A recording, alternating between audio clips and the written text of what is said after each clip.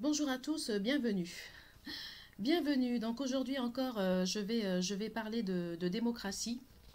Je vais parler de politique et de démocratie. Alors comme j'ai dit, je ne suis pas politicienne, je n'ai aucune ambition politique, mais je parle de politique parce que je suis obligée d'en parler puisque j'en ai parlé dans mon livre. Je parle de politique puisque je viens, dans ma famille, j'ai des politiques du côté de la Côte d'Ivoire. Donc le destin a fait que je me suis retrouvée dans des problèmes vis-à-vis de la politique et que je n'avais pas le choix et que j'étais obligée de sortir un livre et même d'en parler dans mon livre. Malgré moi, parce que moi je ne suis pas politicienne, la politique c'est pas mon idéal, c'est pas ce que j'ai envie de faire dans ma vie. Donc malgré moi, le destin, vous savez des fois dans la vie on est confronté à des sujets auxquels on ne pensait pas aborder et le destin a fait que j'ai été malheureusement amenée à parler de politique, même si ce n'est pas mon idéal et ce n'est pas ce que j'ai choisi. Donc avant, je voudrais vous parler, vous parler un petit peu de la Côte d'Ivoire. Oui, mon pays, la Côte d'Ivoire. Alors, vous connaissez tous, hein, bon, les Ivoiriens en premier. La Côte d'Ivoire est un pays d'Afrique de l'Ouest, doté de stations balnéaires. En effet, en Côte d'Ivoire, on a la chance d'avoir des superbes plages. Oui, des superbes plages touristiques, des forêts tropicales et un patrimoine, bon, un patrimoine colonial français, bon, je dirais pas dans ce sens parce que la Côte d'Ivoire avant tout est ivoirienne. Hein. La Côte d'Ivoire est ivoirienne, c'est une ancienne colonie française, mais elle est quand même avant tout ivoirienne, ce qui est tout à fait normal. Hein. Voilà. Donc, la côte atlantique, ok. Alors, nous avons la cathédrale Saint-Paul, qui est une structure attachée à une immense croix. Bon, moi, personnellement, je ne suis pas fan. Je ne suis pas fan des croix. Je veux bien la cathédrale pour le côté architecture, ouais, le côté construction, le côté artistique. Mais bon, après, l'histoire de la croix, tout ça, moi, j'ai pas envie d'être sur une croix, ça m'intéresse pas. Alors, le parc national du Banco, ouais, ça, c'est vraiment patrimoine mondial, je crois, de l'UNESCO. En tout cas, franchement, c'est important. Tout ça, c'est important. En tout cas, nous faisons partie des plus beaux pays d'Afrique, hein, avec de superbes... Nous faisons partie des plus beaux pays d'Afrique avec de superbes stations balnéaires. Donc pour ceux qui ne connaissent pas la Côte d'Ivoire, je vous invite vraiment à vous rendre.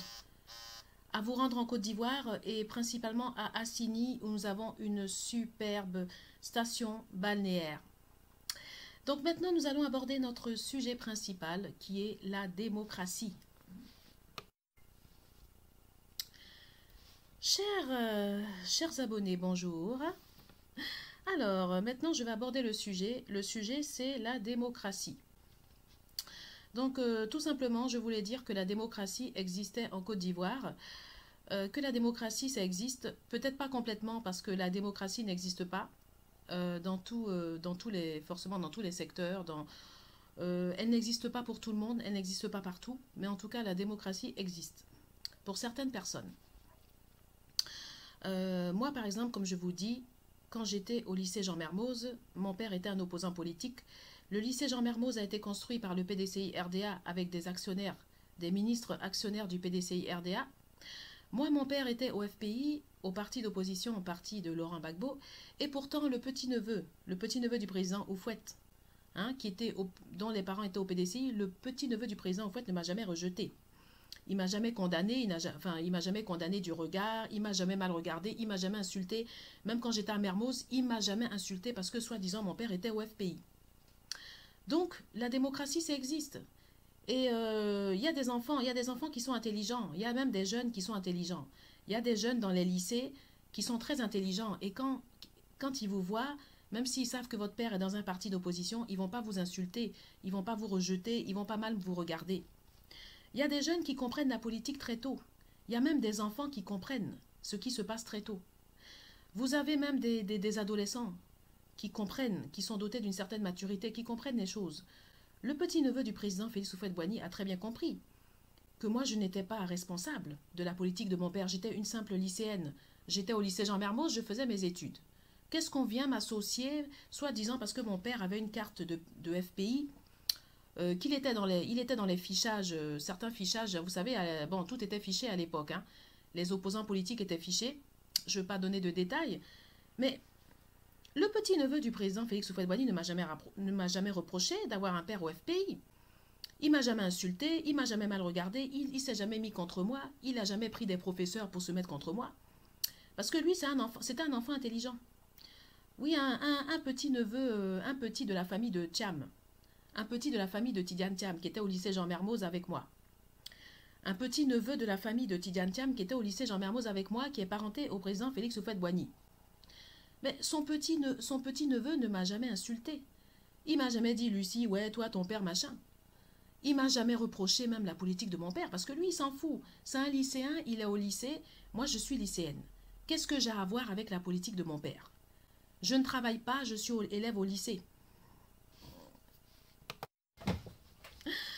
Ah, donc, comme j'ai dit dans une précédente vidéo, il y a un petit groupe d'élèves, soi-disant parce que leurs parents étaient au PDCI, qui se sont permis de me signaler ici en France avec 2-3 coopérants, 2-3 profs du lycée Jean Mermoz.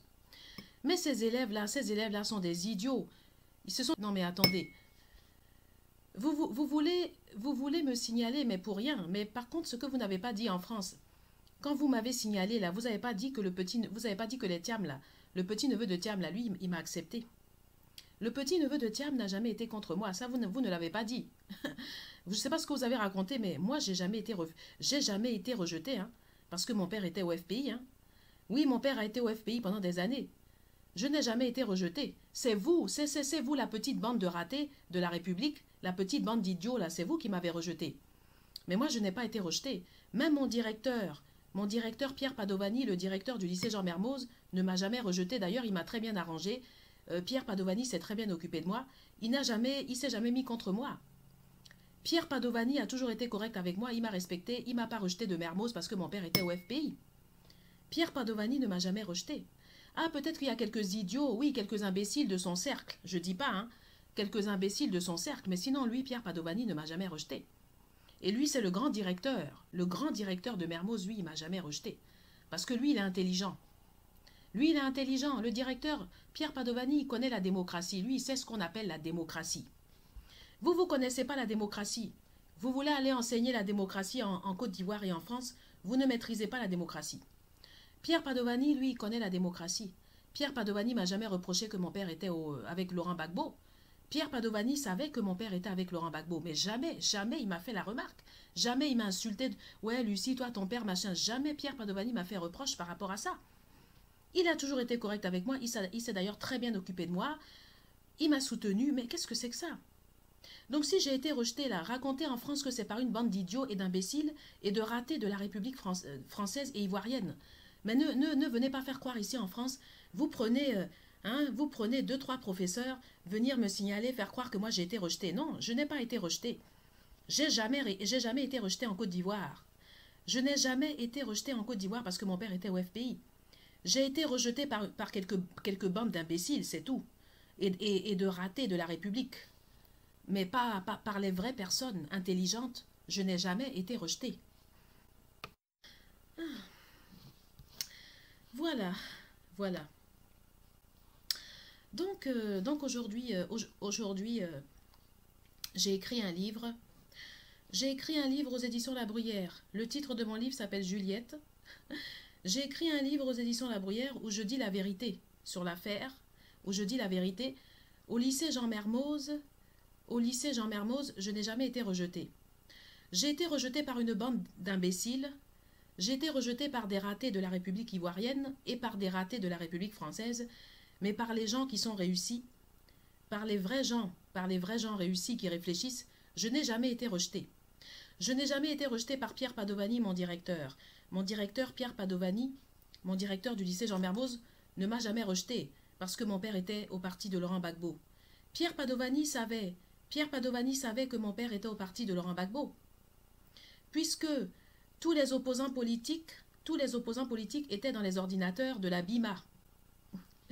Les opposants politiques, là, la BIMA les connaissait, donc la BIMA connaissait mon père. Il savait que mon père était au parti de Laurent Gbagbo.